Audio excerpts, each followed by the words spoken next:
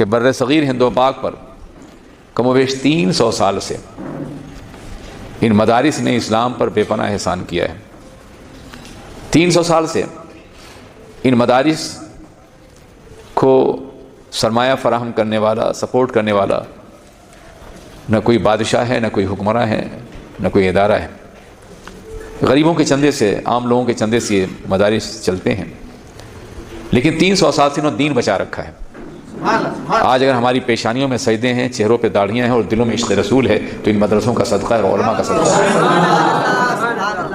ورنہ جن علاقوں میں مدرسوں کو ختم کیا گیا وہاں دین ختم ہو گیا۔ مثال کے طور پر گزشتہ صدی کی ابتدا میں کمیونزم کا انقلاب برپا ہوا اور آدھی دنیا پہ ان کا قبضہ ہوا۔ انہوں نے سمرقند ہے، بخارا ہے، تاشقند ہے، ازبکستان ہے، تاجکستان ہے، قازقستان ہے، مشرقی یورپ میں یوگوسلاویہ ہے، بلغاریہ ہے، بلقان کی ریاستیں ہیں، البانیہ ہے، ان پر ان کا کنٹرول ہوا۔ یہاں مدرسے بند کر دیے گئے۔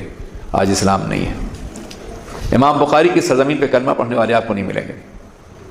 وہ محدثین جنہوں نے وسط ایشیا سے پوری دنیا کو فقہ اور حدیث کی تعلیم دی تھی، آج وہاں اسلام کو سمجھنے والے موجود نہیں، اس لیے کہ وہاں پہلے درسگاہیں ختم کی گئی، مدرسے ختم کیے گئے۔ جب تک یہ مدرسے رہیں گے اسلام زندہ رہے گا۔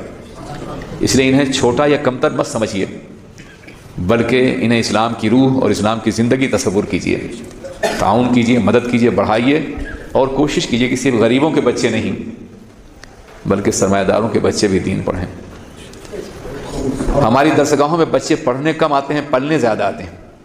یہ اور بات ہے کہ ان میں اللہ کچھ لوگوں کو پیدا کر دیتا ہے جو دین کی خدمت کرتے ہیں۔ آپ ذرا سوچیں کہ آپ کے شہر میں جو بچے پڑھنے آئے ہیں وہ آپ کے شہر کے نہیں ہیں بلکہ کہیں دور سے آئے ہیں۔ آپ کے بچے دین کیوں نہیں حاصل کرتے؟ کیا نظام مصطفیٰ کو باقی رکھنا صرف غریبوں کا کام ہے، سرمایہ داروں کا کام نہیں؟ کیا آپ کی ذمہ داری نہیں ہے کہ آپ اپنے بچوں کو دین پڑھائیں؟ مجھے یاد ہے 4-5 سال پہلے پاکستان میں ایرو ایشیا کے مالک فلائٹ چلتی تھی، یعقوب تبانی نے ایک جلسہ رکھا ایک بڑے ہال میں اور وہاں کے سارے سرمایہ داروں کو جمع کیا۔ سوالات یہ ہو رہے تھے میڈیا کی جانب سے، ٹی وی والوں کی جانب سے کہ علماء قیادت نہیں کر سکتے، علماء سائنس نہیں جانتے، علماء انگلش نہیں جانتے، علماء کمپیوٹر نہیں جانتے، علماء یہ نہیں جانتے، علماء وہ نہیں جانتے۔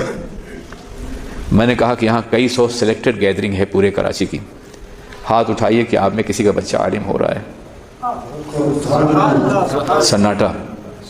میں نے کہا آپ ہم سے شکایت کرتے ہیں، کیا نظام مصطفیٰ آپ کا نہیں ہے؟ کیا آپ نے سوچا نہیں کیا آپ نے لارڈ میکالے کے نظام تعلیم کو عام کرنے کے لیے کئی کروڑ ڈالر، اربوں ڈالر خرچ کرتے ہیں آپ، اور رسول اللہ کے نظام کے لیے اس ملک میں کچھ بھی نہیں ہے؟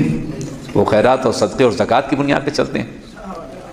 اپنے رسول پاک کے نظام کو آپ نے غریبوں کے حوالے کر دیا ہے۔